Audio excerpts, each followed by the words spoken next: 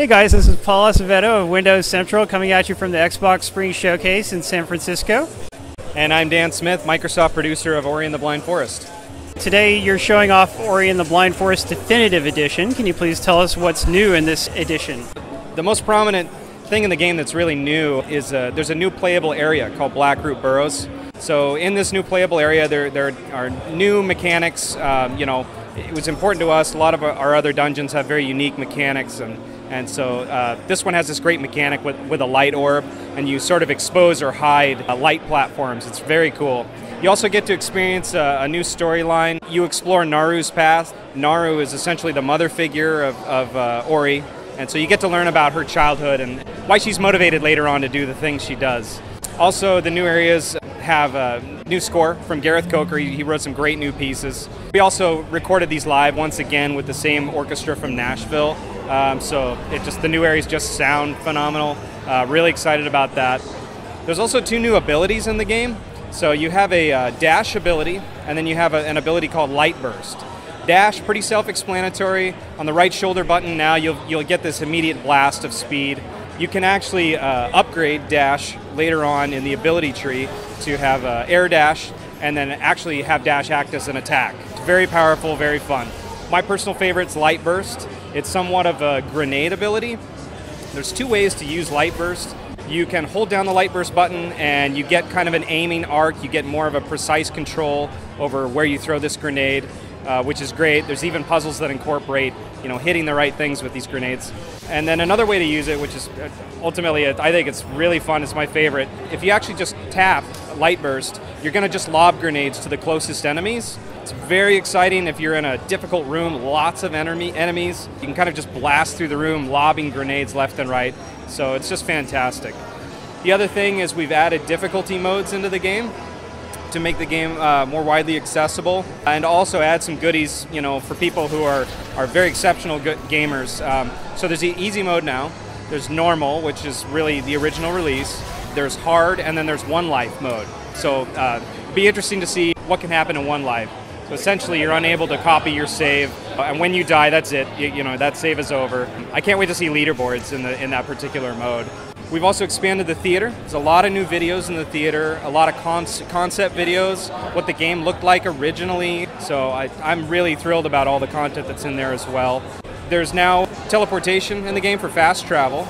So all of the primary save points, called Spirit Wells, you'll be able to teleport to. And then we're also showing off cross-save between Xbox One and Windows 10. Excellent. Is this going to be a cross-buy title? You buy it once and you get it on both, or no? No. The new abilities you described, at what point in the game do we get them? Yeah, so that's really interesting. We wanted people to be able to experience some of the new content right away, okay? So Blackroot Burrows is kind of split in half. Players will be able to essentially get wall jump very early in the game, and then be able to make their way into this new area. They'll find Dash in this new area. After Dash, you'll teleport out. Later on, you get Stomp, and you can enter the new area the second half of the new area with Stomp, and that's where you'll find Light Burst. And would you say these abilities make existing areas easier or not? They certainly make them a lot more fun. I think in some regards, especially with Light Burst, it can alleviate and make things a bit easier. Not bad. Okay, let's talk about the difficulty a little bit. I think the original Ori is a little bit harder than other Metroidvania games generally are. What was the thinking behind the challenge level of the game originally? I think pure challenge, pure reward.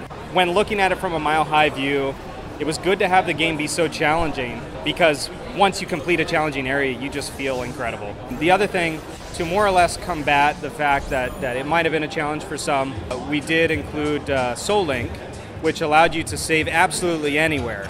So really this put the control and the freedom of being able to save before a difficult section or after a difficult section in your hands, and so allowed people to navigate through the game that way. Yeah, pretty innovative feature that was. There's a new easy mode now. Can you tell me what are some of the differences between that and the normal mode? Yeah, enemy health has been adjusted. Also, just some of the more difficult areas have been curbed in regards to timing, things like that.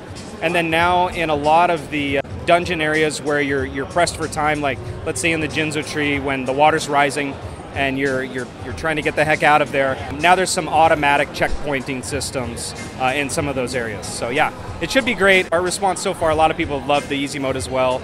People who are really good at the game love the hard mode too. And so yeah, I think we've carved off something for everyone now. Another inclusion you mentioned is fast travel. Is there any particular reason that fast travel wasn't in the original release?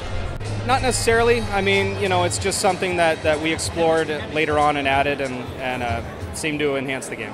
I imagine so. With a Metroidvania type game, there's a lot of backtracking, so the fast travel would at least make the game go by a little faster, I imagine. Sure. Ori and the Blind Forest Definitive Edition, is this going to be a completely separate release from the original game? It will, yeah. Will it sell for the same price, and what will happen to the original Ori? So essentially, players who have bought the original will have an upgrade path. We're not talking about price today, but original players should be quite happy with the upgrade path we're going to present. And you expect to keep the original on the marketplace separately from this one? The original will become hidden, and this will become the predominant product. I mean, yeah. That sounds like a reasonable way to do it. Sure. All right, well, it's really good to hear that there will be an upgrade path for us original owners. And when can we expect Ori and the Blind Forest Definitive Edition to come out? March 11th. March 11th, very soon. Excellent. Thank you. Yeah, thank you. All right, guys. Follow us on Twitter and Twitch. Read our full preview at windowscentral.com. And whatever you do, don't hate. Appreciate.